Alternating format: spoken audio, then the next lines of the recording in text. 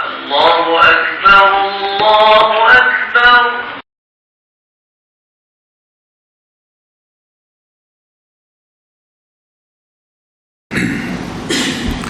Assalamualaikum warahmatullahi wabarakatuh. Bismillahirrahmanirrahim. Alhamdulillahi rabbil alamin. Wassalatu wassalamu ala asyrafil anbiya'i wal mursalin Sayyidina Muhammadin wa ala alihi wa sahbihi ajma'in. Allahumma alimna ma yanfa'una wa anfa'na bima 'allamtana. Allahumma faqihna fid din wa 'allimna at-ta'wil wa zidna 'ilman ya rabbal alamin. Rabbi shrah li sadri wa yassir li amri wahlul 'uqdatam min lisani yafqahu qawli. Subhanaka la 'ilma lana illa ma 'allamtana. Innaka antal alimul hakim. Wa la hawla wa la quwwata illa billah. Alhamdulillah, kita sambung pengajian kita di bawah Kitabu Salatil Kusuf. Ini kitab berhubung dengan sembahyang gerhana. Babu Salatil Kusuf, hadis 520. Hadis Aisyah radhiyallahu anha qalat khasafat asy-syamsu fi ahdi Rasulillah sallallahu alaihi wasallam. Fa shalla Rasulullah sallallahu alaihi wasallam bin nasi fa qama fa atala al-qiyam thumma raka'a fa atala ar-ruku'a thumma qama fa atala al-qiyam wa huwa duna al-qiyam al-awwal thumma raka'a fa atala ar-ruku' wa huwa duna ar-ruku' al-awwal ثم سجد فأطال السجود ثم فعل في الركعة الثانية مثل ما فعل في الأولى ثم انصرف وقد انجلت الشمس فخطب الناس فحمد الله وأثنى عليه ثم قال إن الشمس والقمر آيتان من آيات الله لا ينخسفان لموت أحد ولا لحياته فإذا رأيتم ذلك فادعوا الله وكبروا وصلوا وتصدقوا ثم قال يا أمة محمد ما من أحد أغير من الله أن يزني عبده أو تزني أمته يا أمة محمد والله لو تعلمون ما أعلم لضحكتم قليلا ولبكيتم كثيرا. Ini berkenaan dengan sembahyang gerhana. Satu semaya yang disyariatkan kepada kita sebagai tanda kita takut kepada Allah SWT, kerana berlaku fenomena yang jaga-jaga berlaku, yang mana matahari menjadi gelap. Gerhana ni kat mana sakit lah. Kita guna gerhana ni untuk orang-orang besar sakit ada. Jadi berlaku gerhana ni maknanya gerhana matahari, mana matahari itu disekat daripada memancarkan cahayanya itu ke bumi oleh bulan. Jadi Aisyah kata pernah berlaku gerhana di zaman Nabi sallallahu alaihi wasallam. Maka Rasulullah sallallahu alaihi wasallam bersembahyang dengan orang ramai, dengan sahabat. Dalam hadis ni kita baca tak sebut Nabi semaya di masjid ke ataupun di padat. Tetapi mengikut ulama'nya dalam syarah-syarah hadis kata semaya gerhana ni Nabi semaya di masjid. Semaya di masjid. Kalau kata semaya di padat, tentu perawi akan sebut ni Nabi semaya di masjid. Sebab apa semaya gerhana di masjid, tidak semaya di padan? Sebab semaya di padan ni dia lebih menzahirkan kepada macam kehebatan orang Islam lah. Kalau semaya raya tu pakak berhimpun ramai-ramai, menzahirkan ramainya orang Islam, kuatnya orang Islam dah.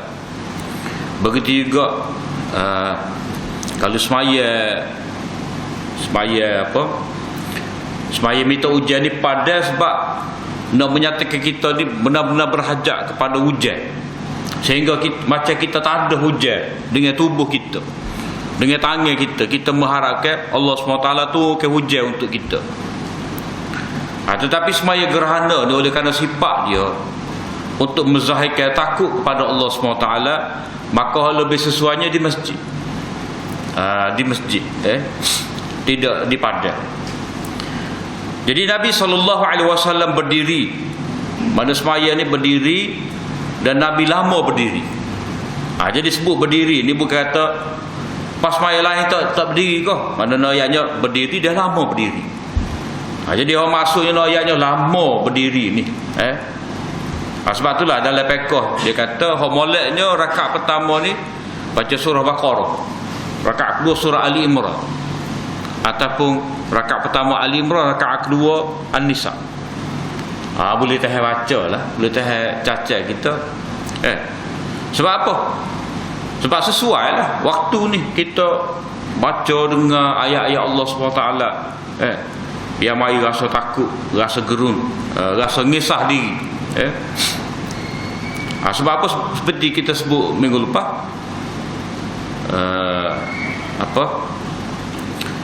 fa iza bariqal basar wa khasafal qamar wa jumi'a asy-syamsu wal qamar. Ketika ada suasana bila berlaku kiamat ni, mata manusia terbelia, dan berlaku gerhana bulan. Wa jumi'a asy-syamsu wal qamar, dihimpunkan bumi dan bulan duduk sekali. Maknanya keadaan tu kita boleh gambarkan macam mana benda besar tu boleh duduk sekali. Benda yang jelas terang kepada kita seperti matahari ni malam sirna belaka, hilang habis cahaya. Jadi itu gambar yang menakutkan. Kita tengah malam tak ada api, penat dah, tak ada elektrik, mana tak ada cahaya. Sebab apa? Sebab kita tidur ni mesti ada dua tempat dalam rumah kita tu kita nyalakan lampu dah. Dan kita nak pada kipas udara sejuk ni. Jadi bila tak ada bekalan, kita jadi cemah kalut. Begitu juga ni, sumber pada bekalan manusia duduk atas dunia ni matahari. Allah SWT cipta. Tiba-tiba dalam keadaan tengah hari tu gelap. Jadi kalau tak mari rasa takut, tak tahulah.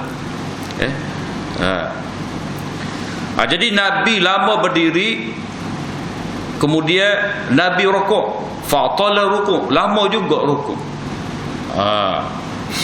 Thumma qama, kemudian Nabi bangun, fa'tala al-qiyam. Qiyam untuk kali kedua lepas daripada rukuk, wa huwa dunal qiyamil awwal, tapi pendek sikit.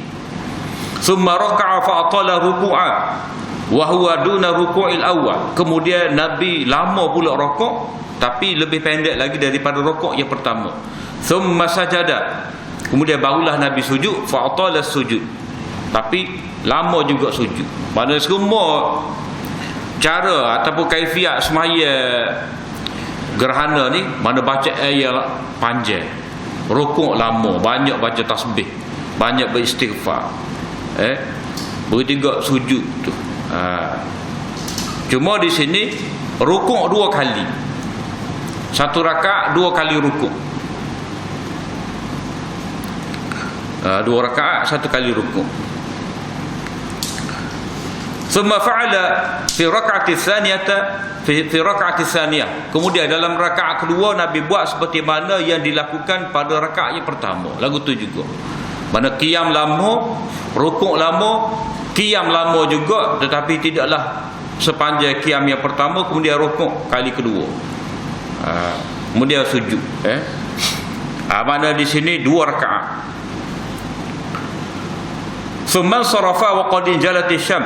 Kemudian Nabi bui salat tu matahari sudah kelihatan semula. Jelas nampak semula matahari. Jadi di sini maksud daripada dibaca dengan panjang dalam qiyam ni, dalam semaya gerhana ni, nak suruh sama dengan tempoh berlaku gerhana. Kira lagu tu lah.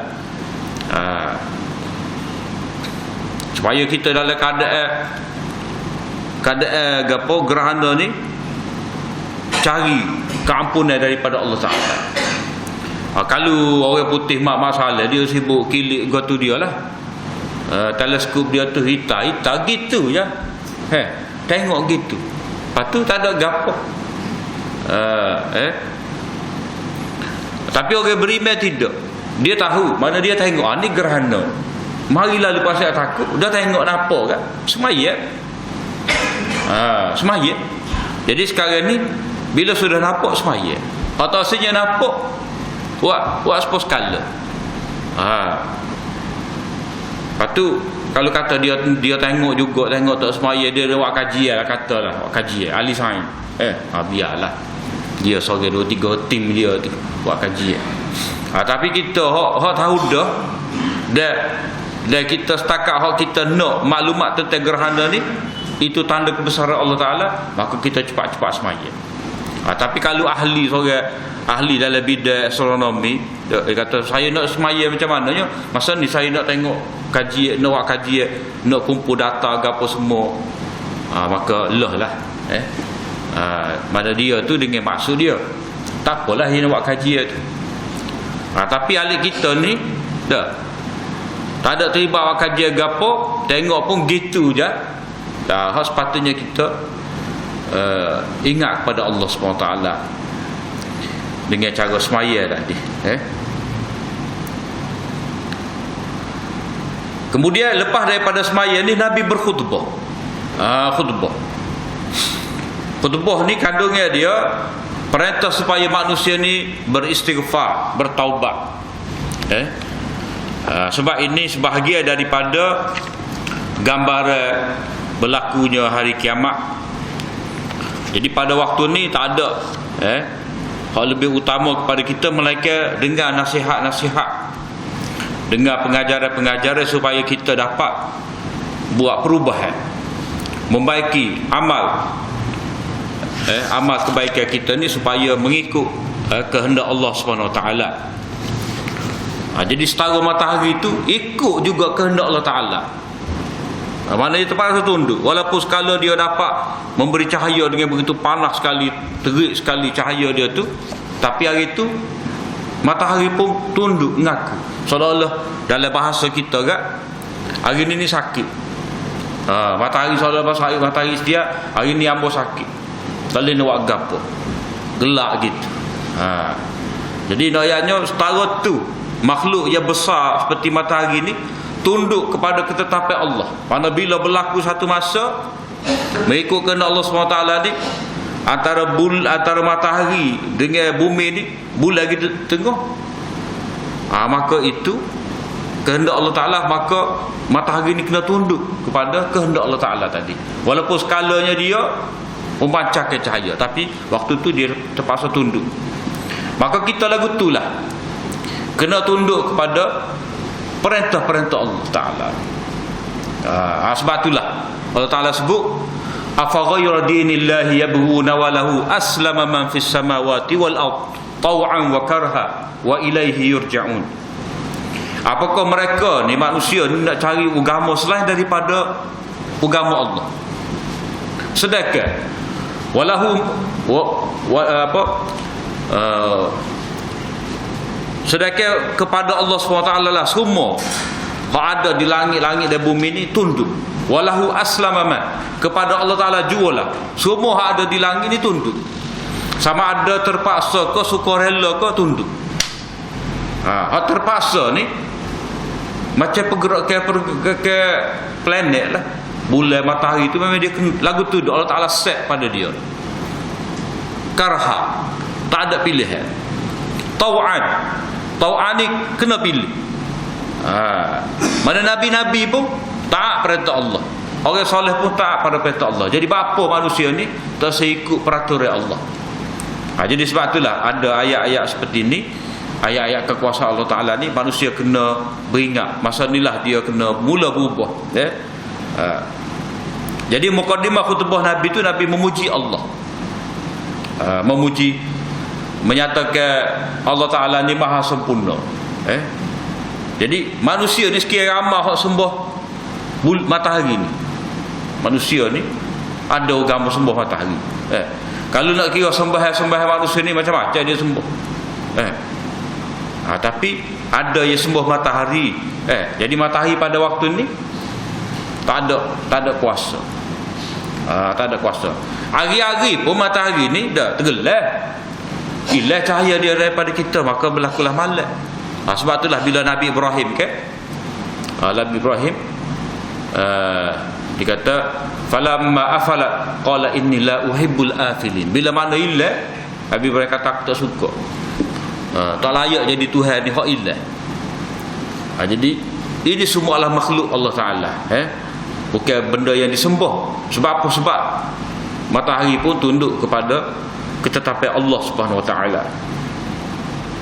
Jadi memuji, menyatakan kesempurnaan Allah Ta'ala, wa asna alaihi, begitu juga dengan makna memuji-muji Allah. Kemudian Nabi SAW bersabda, memberi peringatan, sesungguhnya matahari dan bulan itu adalah dua daripada tanda-tanda Allah. Tanda-tanda Allah Ta'ala ni banyak. Jadi tidak gerhana kerana kematian sesiapa dan juga kepada hidupnya sesiapa. Orang itu beranak, maka matahari gerhana. Tidak. Orang itu mati, tidak. Berlaku kalau matahari gerhana, bukan berarti ada siapa mati, bukan berarti ada siapa hidup. Jadi Nabi pada ketika ni Nabi betul lah. Kepercayaan orang jahiliah dulu, bila mana berlaku gerhana ni kata dia ada orang penting mati. Jadi pada waktu tu anak Nabi Ibrahim, anak Nabi yang bernama Ibrahim mati. Jadi Nabi pun terus memberitahu hak akidah. Jadi mati dan hidup seseorang ni bukan dikaitkan dengan fenomena alam. Tak ada sangkut paut tentang jodoh, tentang nasib, tentang rezeki, bukan bersabit dengan keadaan sekeliling. Apa kita kata langit, bulan, bintang 12 ke apa, tak ada kaitan. Itu semualah ketetapan kehendak Allah SWT. Begitu juga setengah manusia dia percaya. Kalau dia baca Sakobah kan, dia tilik dah. Dia kalau beranak bulan 8 ni bintang ke apa tahu. Dia pun tengok, dia baca ni nasi aku gini.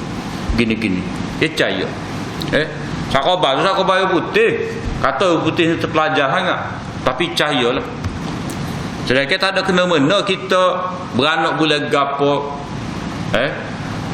maka nasib kita lagu ni, rezeki kita lagu ni, tak ada kena-mengena. Antaranya dalil hadis ni lah. Maknanya Allah Ta'ala sebut di sini, Nabi sebut di sini dua perkara yang penting, hidup dan mati.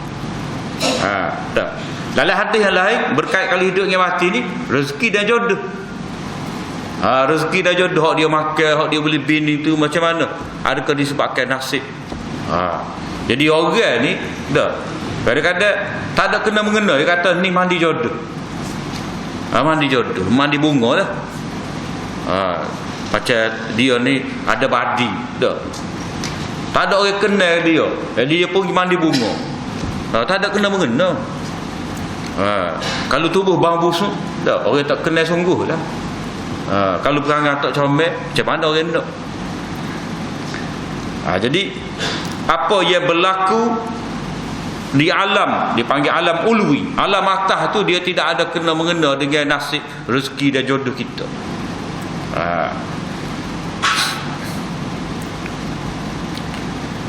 Fa idza ra'aitum zalika fad'ullah, bila kamu lihat keadaan demikian, keadaan tanda-tanda Allah Ta'ala muncul ni, maka berdoalah kepada Allah. Mana minta keampunan, minta rahmat, dia angkat bala, bertakbirlah, dia semayalah, dan bersedekah. Nabi tak tinggal. Perintah supaya semaya, dia sedekah. Mana cara nak baiki diri kita ni, baiki kita dengan Allah Ta'ala, dan baiki hubungan kita dengan cara bersedekah. Kalau kata sedekah ni, mana hak layak terima lah orang miskin. Maknanya kita takut orang miskin ni dia tengok kita senang dah, terguris hati dia.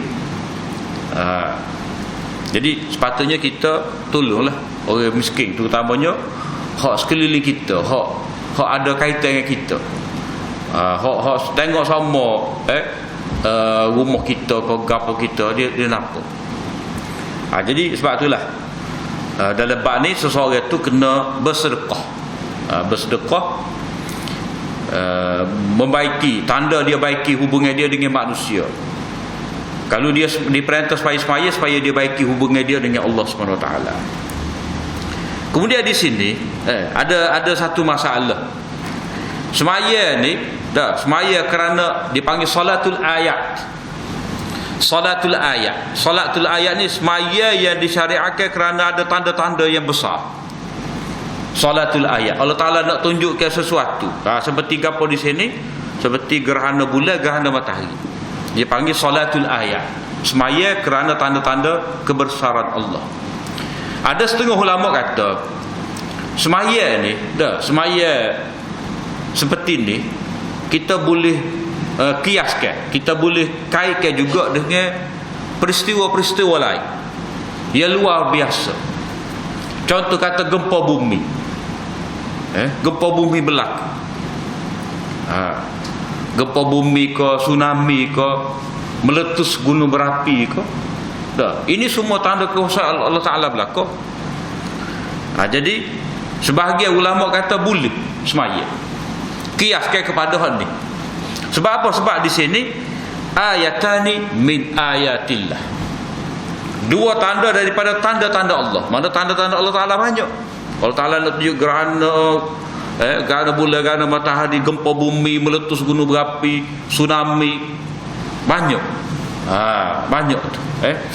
Jadi bila benda ni dikaitkan dengan tanda kekuasaan Allah Ta'ala, maka adalah semaya, adalah khutbah seperti ni.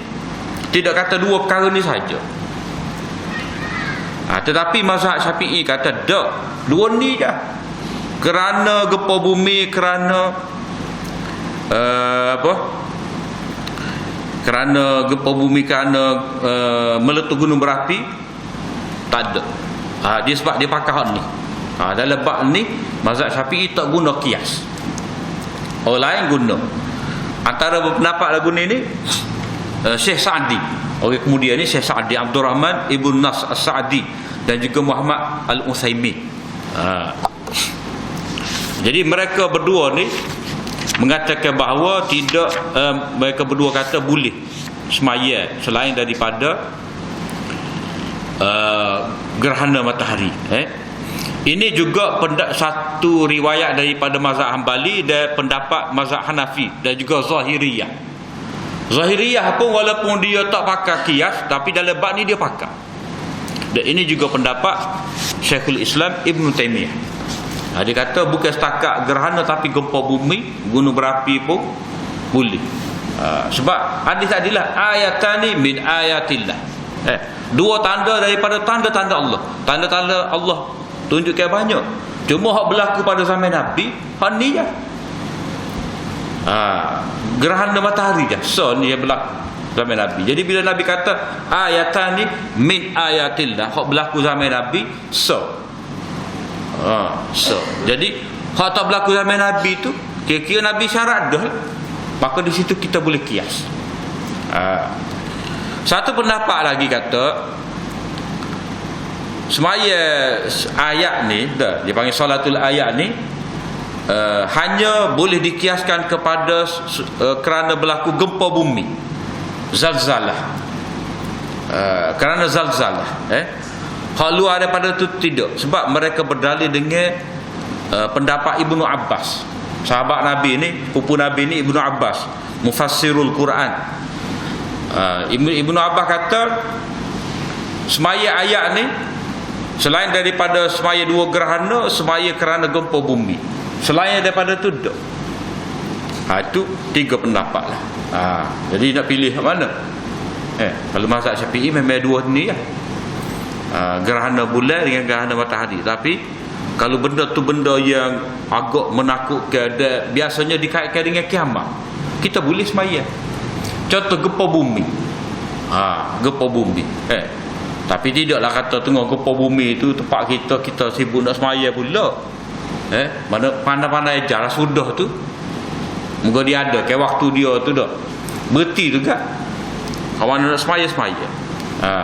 Tapi ada juga kewajarannya nak semaya. Gimana kalau kata dah gempa bumi kak, butuh bangunan, sibuk nak cari orang, nak menyelamatkan masa dah, nak semaya gimana? Mana lebih utama? Jadi macam-macam lah. Tengok kesesuaian. Tengok kesesuaian. Kalau masa tu kita perlu memberi bantuan ke manusia, kita utamakan. Kadang-kadang benda tu berlaku di tempat lain. Contohlah tsunami pun ni, Kedah kena. Tak kena kita. Pasal tak boleh kita semaya. Sepatutnya kita semaya jugalah. Jadi ni orang panggil salatul ayat. Semaya kerana tanda-tanda kebesaran Allah. Kemudian Nabi bersabda, wahai umat Muhammad, wahai umat aku ni, tidak ada sesiapa pun yang lebih cemburu dari Allah, iaitu hambanya itu, hamba lelakinya itu berzina ataupun hamba perempuannya itu berzina. Maknanya tak ada orang yang lebih cemburu ni daripada Allah kalau sekiranya berlaku perzinaan di kalangan hamba dia, baik lelaki maupun perempuan. Jadi seperti mana yang kita maklum ni, perbuatan zina ni mana perbuatan yang amat berat lah, perbuatan yang terkeji, yang mana nikmat tu semata tetapi sengsara azab lama, melibatkan keturunan, melibatkan banyak pihak, mak ayah orang kampung tu malu juga, banyak perkara. Jadi Nabi kata di sini tidak ada seorang pun yang lebih cemburu daripada Allah, daripada hamba dia tu berzina. Maknanya kalau atas dunia ni nisbah pada hamba, kalau berhubung dengan manusia ni, kalau nisbah dengan manusia, kalau bini seseorang tu buat salah dengan dia, macam gelenyah lah kita kata dah, gelenyah, mengkatal, kecek lebih-lebih dengan lelaki lain, suami dia ke mana pun ada cemburu. Kalau tak cemburu tu ada masalah lain tu, sama ada dia ni tak ada perasaan ataupun dalam bahasa mudanya dayus, pengecut, bacul. Jadi tak berani nak tegur, tak berani nak marah pada lelaki hak kosek bini dia. Kadang-kadang bini dia ni juru tak ada gapo bini dia, tapi ada orang main kacau. Dah. Orang main kacau. Mari tanya khabar. Sibuk lalu dia. Aku tanya gapo sat ni? Maknanya tanda gapo? Tanda saya. Tanda saya. Jadi cemburu ni hak asasnya orang panggil ghirah. Ghirah. Tapi ikut dalam bahasa Melayu ni ghairah lain pula makna dia. Ghairah tu lain lah, cerita lain dah tu. Cerita dalam kelambu. Ghirah ni maknanya cemburu. Dan cemburu ni memang sifat yang mesti ada antara suami isteri. Cuma kalau terlebih dia panggil cemburu buta. Bini nak pergi ngajar pun tak boleh. Tak boleh pergi ngajar. Awak tak boleh, dia kena duduk rumah, tak boleh. Berapa? Tak boleh bakat tengok awak. Susah aku tu nak hidup. Tu lelaki dah aku juga. Awak tak boleh duduk jual kedai. Lama kan macam. Jadi itu cemburu buta. Tak molek. Jadi hak tak molek tu orang kata cemburu buta. Kalau molek cemburu. Jadi cemburu ni tanda saya. Kalau ngosek laki bini kan, dah. Kalau ada cemburu sikit tu kan. Kalau kita ayat dia nak bini seorang lagi dah. Marah dia, acah saya. Kalau dia kata, lah nikah saya lagi dah. Tak apa, terceh lagi. Mana tak ada cemburu. Payah juga lagu tu. Maknanya sifat cemburu suami terhadap isteri, terhadap isteri, ini adalah benda yang asas dalam rumah tangga dah. Sifat terpuji. Tanda saya. Tanda jaga kehormatan diri. Mana diri dia tu dia jaga dengan cara dia jaga. Daripada orang ceroboh, orang mengganggu bini dia. Itu maksud sifat cemburu. Maknanya kita boleh faham lah. Cemburu secara asalnya benda yang molek, ia ada antara suami isteri. Ataupun kalau ayah, dah ayah. Ayah dia tak boleh orang main kacau anak tina dia. Orang main tegur. Tu mana dia jaga kehormatan. Tanda saya, tanda kehormatan, dan dia bersedia untuk bertindak. Sama ada dia nak marah kau, nak hukum kau, gapo kau, nak repot oleh kau. Mana tanda dia saya dan dia jaga kehormatan. Begitu juga di sini. Bila Allah SWT nisbahkan diri dia ni, dia cemburu. Jadi setengah ulama kata ni Allah Ta'ala cemburu ni benda yang mustahil bagi Allah Ta'ala. Mana boleh Allah Ta'ala cemburu? Sebab Allah Ta'ala kalau kata cemburu, dia ada perasaan. Perasaan ni dia macam tindak balas. Dalam istilah dia panggil infial. Infial. Mana tanda-tanda benda makhluk ni, dia ulama falsafah dulu dah, bila dia bahas tentang tanda-tanda makhluk ni, jirim, jauhar, substan, accident apa semua tu, dia ada 10 dipanggil 10 categories. Ada 10 kategori.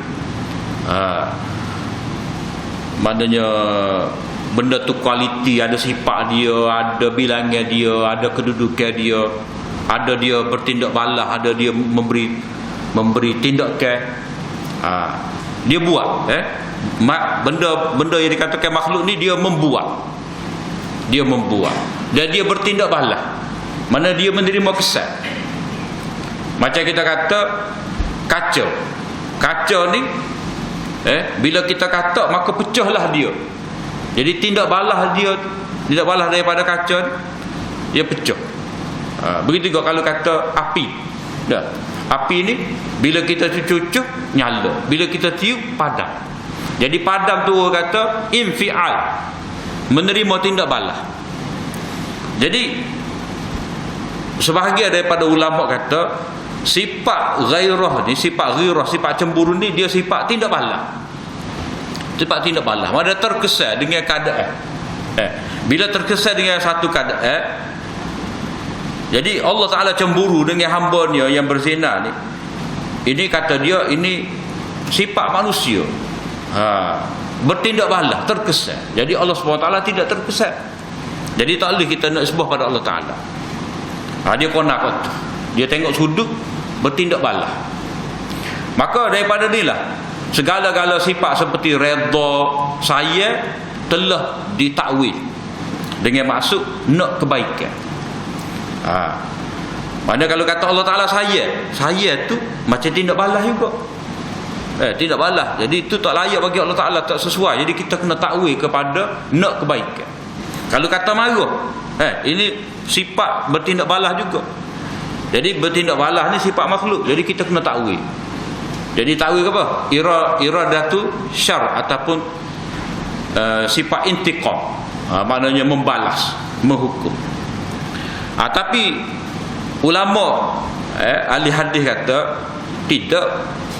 Tidak. Ini bukan sifat seperti makhluk, sebab Allah SWT laisa kamitslihi syai'un, tidak ada sesuatu yang sepertinya. Memanglah pada manusia ni ada sifat cemburu, ada sifat sayang, ada sifat marah. Tapi bagi Allah SWT sifat ni kalau kita kata pada dia tak jadi menjejaskan ketuhanan dia.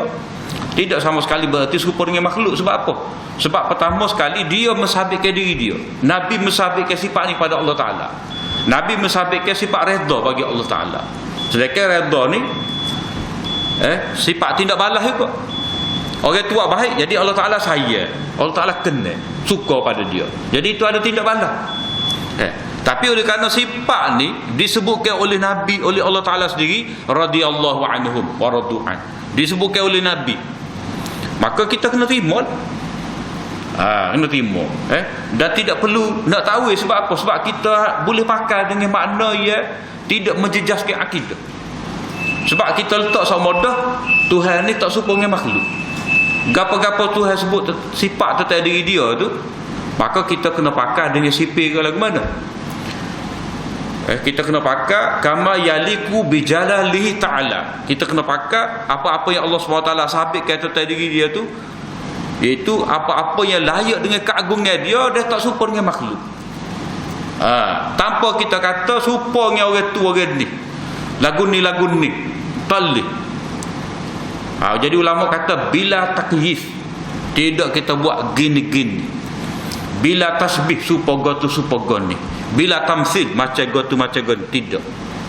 Sebab tidak boleh terlintas dalam fikiran kita Allah seperti itu, Allah seperti ni, tak boleh. Jadi asal dalam bab ni bila Allah Ta'ala kata dia cemburu tu, kita kena faham dengan sesuatu yang layak dengan dia, tanpa perlu kita takwil. Dengan kita kata iradatul khair, Allah Ta'ala nak baik. Jadi kalau kira kebaikan nak ni pun sifat makhluk juga. Sifat makhluk juga. Ahli mantik kata apa? Ahli mantik kata al-insan hayawanun mutaharrik bil iradah. Ahli mantik kata manusia ni apa? Hayawan yang boleh berkecek yang bergerak dengan irada, dengan ada kehendak. Jadi Allah Ta'ala ada kehendak, kita ada kehendak. Jadi kita tahu beza kehendak kita yang kehendak Allah Ta'ala. Begitu juga Allah Ta'ala tahu, kita pun tahu, tapi beza antara Allah Ta'ala dengan kita ni. Allah Ta'ala mendengar, Allah Ta'ala melihat, kita pun mendengar, kita melihat, tapi kita maklum tak serupa. Dengarnya, lihatnya Allah Ta'ala dengan dengarnya, melihatnya diri kita ni, kita maklum dah tak serupa. Jadi bila sebut dalam hadis ni Allah Ta'ala ada sifat cemburu, kita kena faham sifat ia dengan cara, dengan kedudukan yang layak dengan kebesaran dia, dan tidak serupa dengan makhluk. Dan sifat ni tidaklah menjatuhkan kedudukan Allah Ta'ala sebagai Rabb. Sebab apa? Sifat cemburu ni seperti kita kata tadi lah, sifat yang molek. Kalau tak ada cemburu, berat aku tu. Mu cuin aku cuin. Dah, mu hari aku hari. Susah lah aku tu. Kalau kata orang tu ada anak dara, orang ni mai cuin. Orang ni mai apa? Gendong. Orang tu mai atas. Dah. Orang lain, orang mai kata, orang mari ambil orang lain, orang mai atas orang lain pula. Lagu mana? Anak demo. Jadi dia kata, biasalah budak-budak lain ni. Tak, dia buat lagu tu. Jadi rakyatnya sifat cemburu ni pada manusia memang molek. Patut ada. Tak ada tercela. Jadi dari segi logiknya tak salah kita nak nisbahkan sifat cemburu bagi Allah Ta'ala. Jadi Allah Ta'ala cemburu ni maknanya tak patutlah. Sebab apa? Sebab Allah Ta'ala ni dia suka hamba-hamba dia yang menjaga maruah diri dia. Wallazina hum li furujihim hafizun. Allah Ta'ala ni sebut sifat-sifat orang beriman, antaranya apa?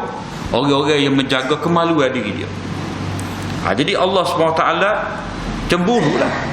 Maknanya dia buat peraturan dah, tiba-tiba kawan ni langgar. Mana cemburu ni, mana tak patut manusia ni berzina. Mana Allah Ta'ala cemburu lah. Allah ayatnya dia, mana tak patut, menyebabkan Allah SWT murka. Dia langgar perintah Allah Ta'ala, dia langgar, dia ceroboh ketetapan Allah SWT. Itu mana aghyab. Kemudian di sini mengapa Allah SWT menyebut tentang zina di sini, tak kata Allah Ta'ala bab curi. Dalam bab ni dia sesuai sebut zina ni sebab apa? Sebab zina ni lah menyebabkan buta mata, buta hati. Buta mata hati. Jadi sesuai lah cerita hak gerhana ni. Gerhana ni kan gelap. Jadi orang yang berzina ni menyebabkan gelap hati dia, hilang cahaya imannya.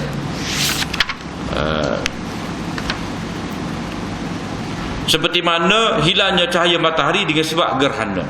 Jadi Nabi SAW nak kaitkan di sini antara gelapnya hati dengan sebab zina dan gelapnya alam kewujudan ni dengan sebab gelapnya matahari, dengan sebab gerhana matahari.